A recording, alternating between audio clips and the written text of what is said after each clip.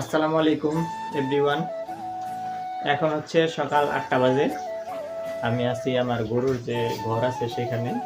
এটা হচ্ছে আমার সে গরুটা, যেটা আমি ওই পিকনা হাটে থেকে কিনে আনছিলাম। ওর খাবার শেষ, ওকে ক্রিমির ইনজেকশন দেওয়া হয়েছে। এজন্য ওর শরীরটা একটু মানে স্বাস্থ্য কমে গেছে। খাবার রুচিও তেমন একটা নাই বললেই চলে। তারপরে আমি ওকে লিভার টনিক এবং জিঙ্ক খাওয়াচ্ছি, বাকি আল্লাহ ভরসা। আর এটা হচ্ছে বাঁশতলা হাট থেকে যেটা কিনে আনলাম। এটা একটা বকনা গরু। ও খুব সুন্দর খায়, মানে খাবার রুচি অনেক ভালো। যখন কিনে আনছিলাম তখন ওর এদিকের হাড়গুলো স্পষ্ট দেখা যাচ্ছিল, আর পেটে খাবার ছিল না। এখন আমার এখানে এসে মোটামুটি শরীর পরিবর্তন হয়ে গেছে 1 মাসের মধ্যেই, আলহামদুলিল্লাহ। আর ওদেরকে আমি প্রতিদিন গোসল করাই।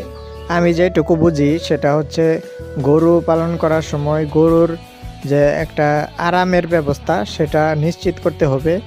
কারণ মানুষ যেরকম সুন্দর পরিষ্কার পরিচ্ছন্ন জায়গা পছন্দ করে, পশু পাখিও ঠিক তেমনই পরিষ্কার পরিচ্ছন্ন জায়গা পছন্দ করে। তবে আপনারা যারা এই যে ইউটিউবে ভিডিও দেখে দেখে খামার করার স্বপ্ন দেখেন, তারা একটা কথা সবসময় মাথায় রাখবেন যে গরু কিন্তু একটা প্রাণী, এরা কিন্তু যেখানে থাকবে সেখানেই প্রস্রাব পায়খানা করবে। এই যে ভিডিওতে যে আপনারা খামারগুলো দেখেন সেগুলো কিন্তু এরকম পরিষ্কার পরিচ্ছন্ন সবসময় থাকে না। আমার এই গরুর ঘরটি আমি দিনে 5 থেকে 6 বার পরিষ্কার করি। রাতে প্রায় 12টা 1টার সময় উঠে এগুলোর গোবর পরিষ্কার করি। এজন্য এই ঘরটি সবসময় পরিষ্কার থাকে। আর পরিষ্কার পরিচ্ছন্ন জায়গায় তারা যদি আরাম করতে পারে তাহলে তাদের স্বাস্থ্য এমনিতেই বৃদ্ধি পাবে। তো সবসময় মাথায় রাখবেন যে কোনো কাজ পরিশ্রম ছাড়া সফল হয় না। আমি এই গরুগুলোকে এই যে দানাদার খাবার কিছুদিন পানির সাথে মিশিয়ে খাওয়াইলাম। তারপর ইউটিউব ভিডিও দেখলাম এবং যার কাছে জিজ্ঞেস করি তারাই পরামর্শ দেয় যে পানিতে নাক ডুবিয়ে যখন দানাদার খাবার খায় তখন গরুর ক্ষতি হয়।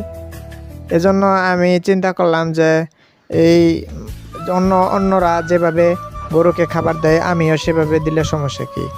তাই আমিও এদেরকে এই একটু শুকনা শুকনা খাবার, মানে খিচুড়ির মতো খাবার, দানাদার খাবারটা গুলে তারপর দিয়েছি। তবে পানির সাথে খাবার দেওয়ার পরে যে দেখেছি তার থেকে এখন বেশি স্বাচ্ছন্দ্যে গরুগুলো খাবারটা খাচ্ছে। আর এই খাবারগুলো খাওয়ার পরে তারপরে এখানে আমি পানি দিয়ে রাখবো। যদি কখনো তাদের পানি পিপাসা লাগে তাহলে এখান থেকে তারা পানি পান করে নেবে। তো আপনারা যারা খামার করতে যাচ্ছেন, মনে হিম্মত আছে, তারা শুরু করতে পারেন। আমি শুরু করে দিয়েছি আলহামদুলিল্লাহ। আমার এই খামারে এখন 3টা গরু এবং একটি ছোট বাছুর আছে।